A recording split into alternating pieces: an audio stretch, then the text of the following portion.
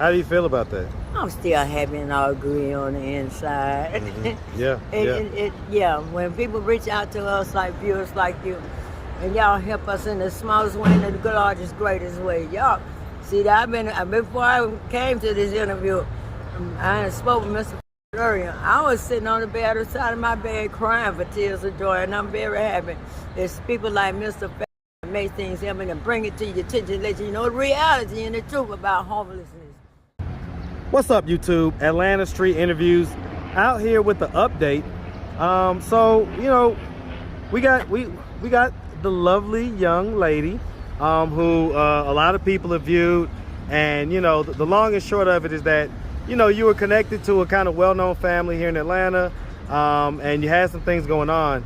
So how's everything been since the video? Well, since I met you, Mr. I have some hope. Home is where the heart is, and because of you and your interviews, there's been a lot of response to the pandemic. We have a homelessness in Atlanta. It's almost as equal with the C-19 pandemic. Not only my testimony, but I hear stories along the day, you know, because people, we sit, we talk, we chat about what got us here and how we're here and how we winded up here. But because of Mr. and he bringing these interviews to y'all from on the streets, actually real live people, no script or anything like that. But and we thank the viewers. You people are so amazing. Home is where the heart is, and I would just want to thank y'all for having a heart of a caring. People have reached out to me and given me hope again. I was in total shock. I've been homeless since March 10, 2022. I met Mr. on April the 3rd. 2022.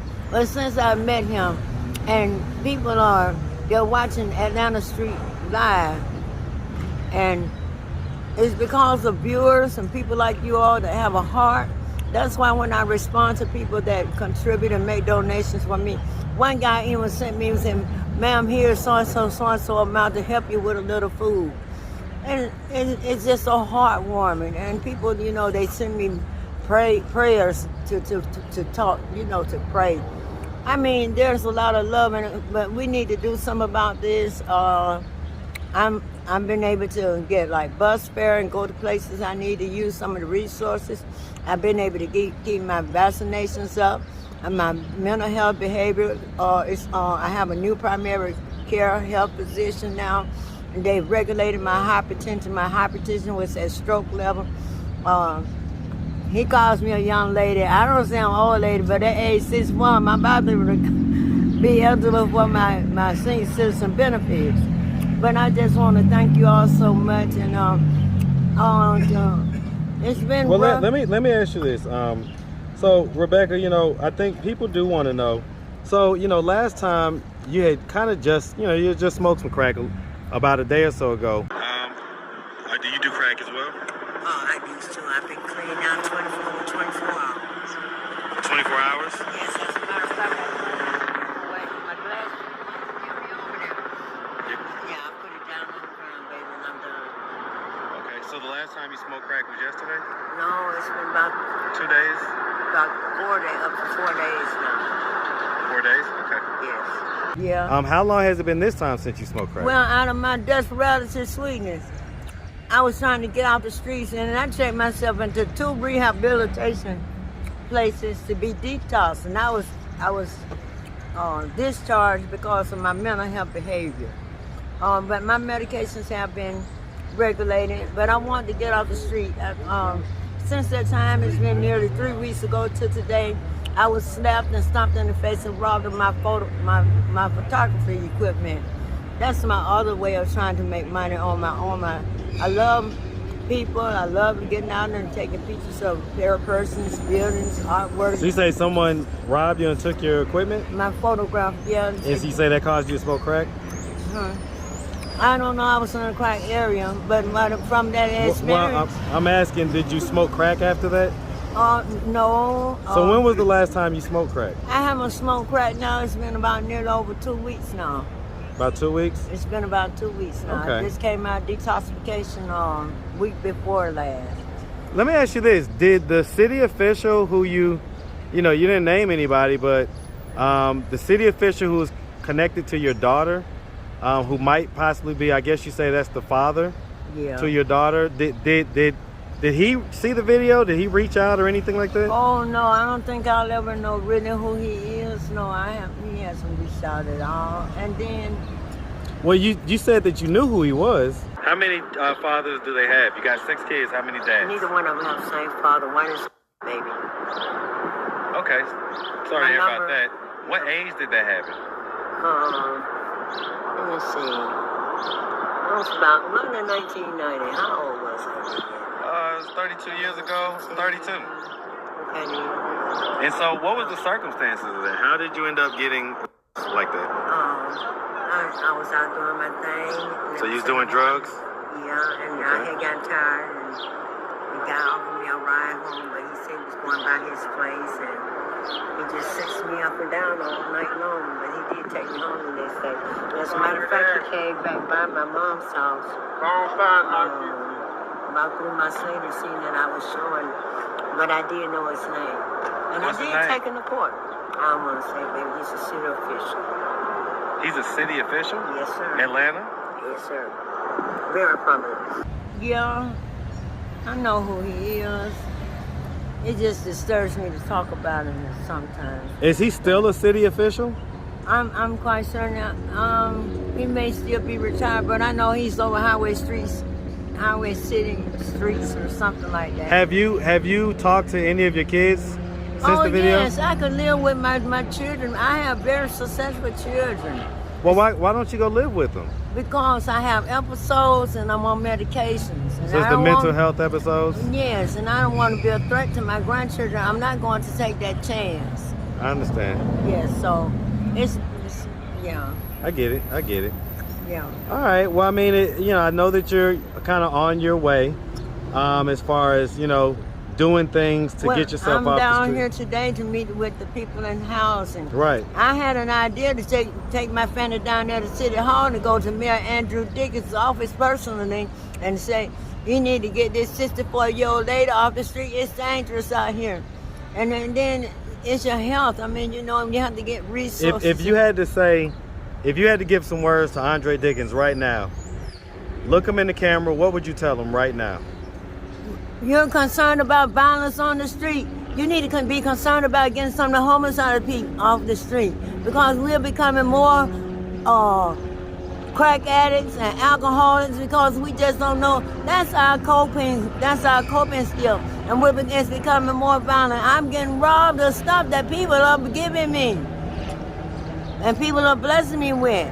A guy who's just complaining about somebody had stuff. People steal blankets, they steal sweaters, they steal anything that they could use. And a lot of times people come down here and bless us with things. They sell food, man. But something needs to be done about this homeless pandemic. It's a curse on the city of Atlanta. But Mayor Dickens, you need to focus more on this home. And it's in downtown Atlanta. Seems like you want to do something about that. Right here where tourists come, Atlanta is a fantastic city. We're right across from the courthouse. Right in front of the courthouse, and right, you can house some people right there in that old jail. Yeah. Something can be done. You all are smart. They got plenty of educated. people in that Go jail, on I'll to tell you the that college. right now. Go on to college and stuff. Y'all can figure this thing out, baby. Don't take you having to build Legos. You can fill out some of these buildings like the Dome or something, and hire some professional people to monitor to these. Well, people. I think the issue is that if they invested money into those type of things, but then as sweet as you are, you've got the mental health stuff going on. You got the history of drug use, and so over 35 years. Well, and so those things. But I haven't had 11 years clean, but because of homelessness, and I had got no place that got me out the street out of homeless situation 5 years ago. Now I have a problem with people packing their pockets, and I know it has to be proven in court, but there are property owners, they're taking money from her and they're not seeing to the people, and they're putting them out on the streets. And we don't get to see our children and our grandchildren, not like we would like to, as our children and stuff. There are ladies living on the street I'm gonna tell you what I have not seen. I haven't seen any pregnant homeless ladies. I have. You have? I definitely have. I haven't. Well, I've got some on my channel. But that would unfortunately. be a shame if that came to our city to see pregnant homeless women on the streets. But I have seen in some of the tent cities where ladies got up, baby beds set up, cribs and strollers and walkers for their children, still trying to take care of their babies. Mayor City of Atlanta, you need to consider, you need to do something about this. I mean, y'all need to sit down at the round table and come up with a plan. I mean, a plan that is going to work. Okay. All right. Well, listen. You know, we're happy to get the update from you. I'm not gonna keep you because I know you got to be in there. You know, before 1 o'clock. I want to make sure you get in line. But we definitely appreciate you. Okay. Can I get one testimony? Go ahead.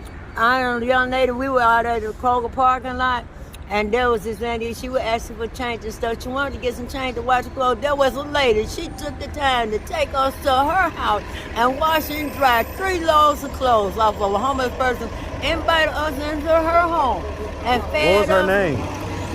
Her name is Miss Kim. Miss Kim, I don't know her last name, but she lives in Austell, and she has a lovely home with the pool. She is an employee of Grady Memorial Health. All right, man. Definitely shout out to all the Grady employees.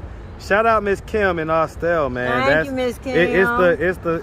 She's a lovely It's lady. the individual she drives heroes. a Mercedes too, and she has a Toyota Camry that she drives every day to work. It's the individual heroes like that that are making a difference out here. So we really appreciate you, To Miss take Kim. 2 strangers in the house that are homeless, and even though we were females, but she just, something took place in her heart, and she helped us with our laundry, man. And I mean, use her utilities, her laundry detergent, and everything. We have to buy anything. How do you feel about that? I'm still happy and all agree on the inside.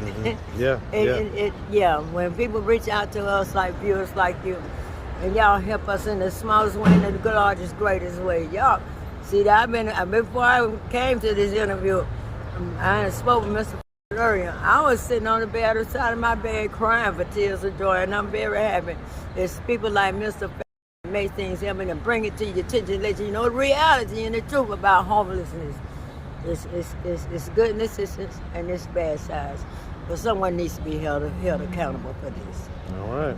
All right. Well, listen, we wish you nothing but the best out here, okay? Thank you You so much. definitely make sure you have a good one today, all right? Thank you, and you do the same. All right.